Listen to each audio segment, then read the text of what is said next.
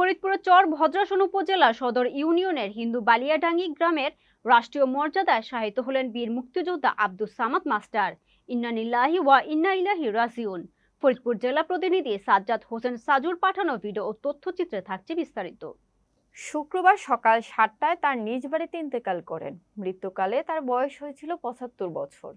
তিনি স্ত্রী, 2 পুত্র, 2 কন্যার অসংখ্য গুণাগ্রহী আত্মীয় স্বজন রেখে গেছেন। শুক্রবার জুমার নামাজের পর তার উপজেলার সরকারি কলেজ মাঠে রাষ্ট্রীয় মর্যাদায় তার জানাজার নামাজ অনুষ্ঠিত হয়েছে।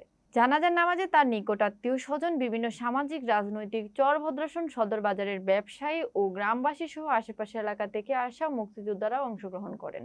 এর আগে রাষ্ট্রের পক্ষে চর ভদ্রাসন উপজেলার অতিরিক্ত দায়িত্বে থাকা উপজেলা নির্বাহী কর্মকর্তা জাকিয়া সুলতানার নেতৃত্বে পুলিশের একটি চৌকস দল তাকে গার্ড অব অনার প্রদান করেন। এই সময় উপস্থিত ছিলেন চর ভদ্রাসন থানার ওসি মোহাম্মদ রজিউল্লাহ খান। জানাজার নামাজ শেষে হাজীডাঙ্গি মাদ্রাসার কবরস্থানে তাকে চিরনিদ্রায় শায়িত করা হয়। এ সময় উপজেলার বীর মুক্তিযোদ্ধা সহ স্থানীয় গণ্যমান্য ব্যক্তিবর্গ উপস্থিত ছিলেন।